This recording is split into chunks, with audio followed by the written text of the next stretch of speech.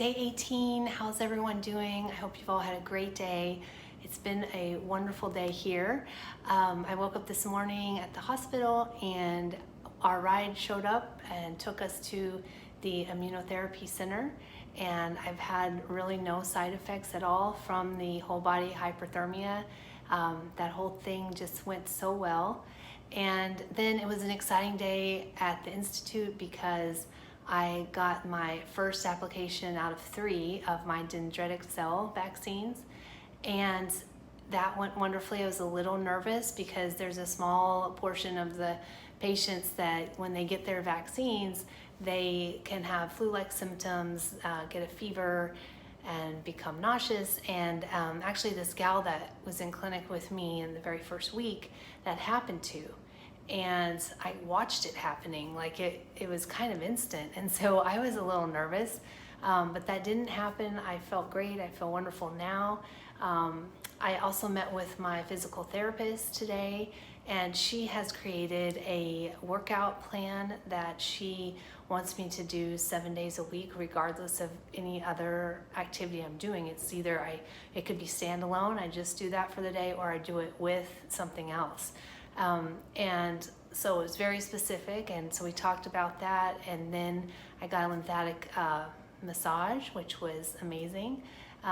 So it was a great day. Then my mom and I left there. It was beautiful out. We went for a walk. We went to a favorite little cafe that we've discovered and had lunch and some coffee. And so anyway, just a really good day. And I was thinking over the last couple of days about what I could share next, and I do have a couple of Holly thoughts. So when I started this cancer journey 9 months ago now, I was in a really, really dark, bad place. And I was thinking back on how I've been able to kind of pull myself out of that and where I am now and how different I am now. And I would say, 2 things have, held me up, which is my faith in God and people. I mean, people have just so much supported me and made this all possible. And without them, without all of you, I don't know where I'd be. But it's made it all happen. But there are things that I have done for myself, little changes, that I believe have made a huge difference. And I think this one is something that I've gotten in a habit of doing and doing at the very beginning of every single day that kind of sets the tone for the day.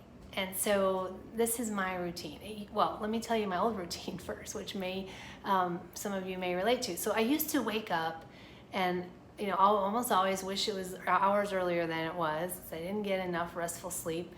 But then I just grab my phone, and it's like I start looking through text messages that I might have missed after I went to bed. I then switch to social media, then it's email, and then it's news, and it's like everything is external, right? Like everything's coming at me externally and doesn't have really anything to do with me, my needs, how I'm gonna tackle the day. None of that. It's just all this information, and it's overwhelming. And that's how I started my day, every day for years. And after I was diagnosed, it's like all the things, all of a sudden time stopped. Like everything just completely stopped. And it was good and bad. I mean, I had to be quiet. I had to be alone. I had to be still. And it was tough, but at that moment, in those moments, something shifted. And what I started doing when I woke up, and this is not just something I came up with, I've read about it, my therapist talked to me about it, but it works and it makes a difference. So when I first wake up now, I don't instantly grab my phone and start looking through it. What I'll do is immediately give thanks.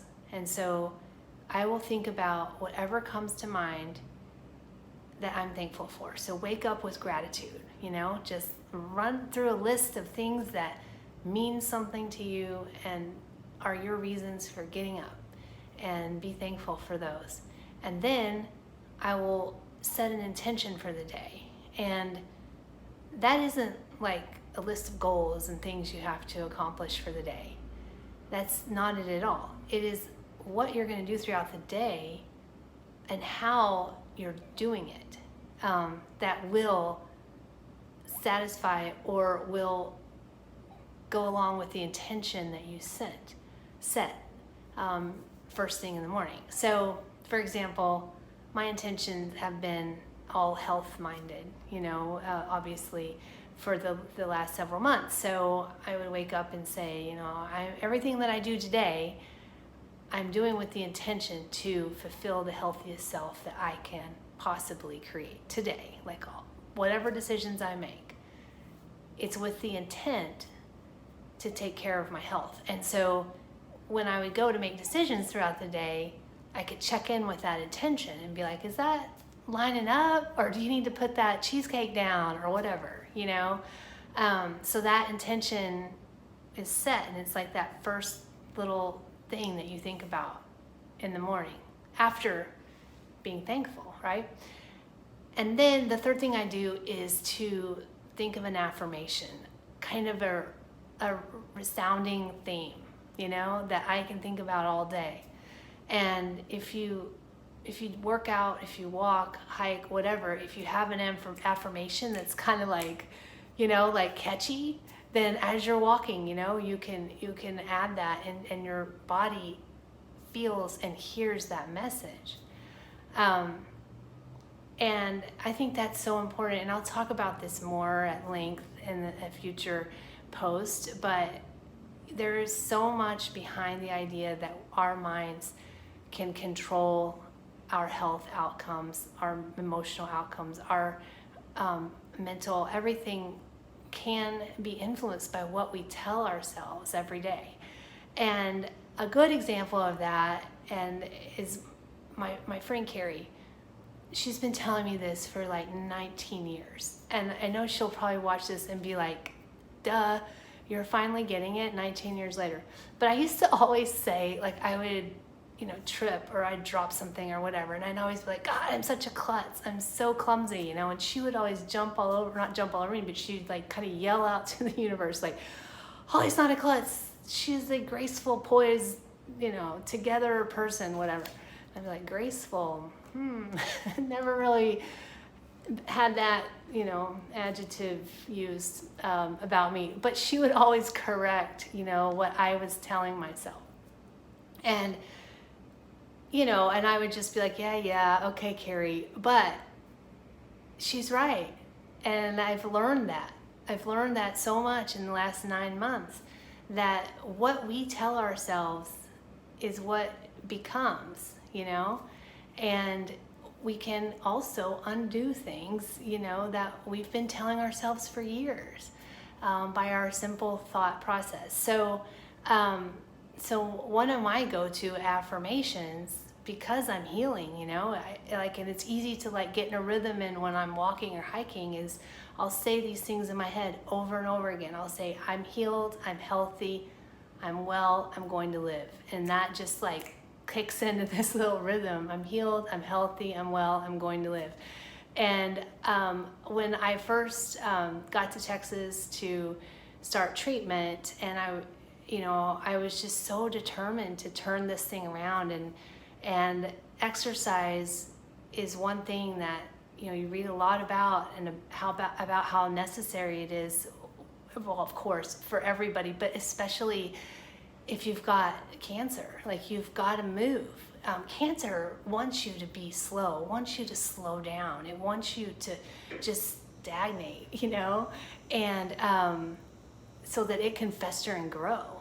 But if you're moving and you're getting exercise, it's something else fighting that thing. Like, no, you're not winning this today, right? You're not getting me today, cancer. And so I would go on these walks and hikes. When I first got to Texas, I didn't know what to do. I didn't know what I was doing, I was waiting to start treatment. I was trying to get out of my head all of these negative, things I'd been told about what's to come.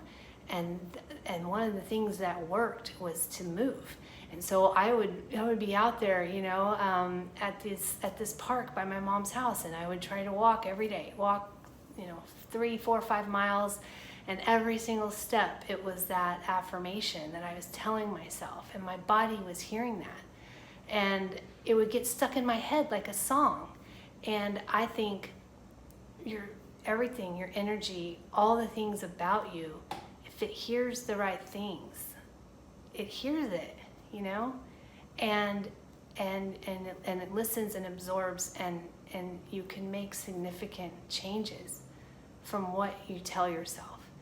And on the opposite side, if you're always telling yourself the negative, that's what you internalize, that's what you become. And so we got to switch that around. So I think these few minutes in the morning that we can dedicate to ourselves and do those quick 3 things. I mean, that may be because you're working, you're a parent, you're a spouse, you're all these things that may be all that you have that's totally just 100% yours, but you got to give yourself that and do that every day. And it's just such a refreshing way to start. And then, because all the other things, they're going to come and they're going to be like, and it's like, no, I've given myself that little bit of time, and I've set my intention for how I'm going to handle all these things and all the choices I'm going to make. And I've told myself the positive things by this affirmation that I came up with. And I believe it. And so my body is going to believe it too.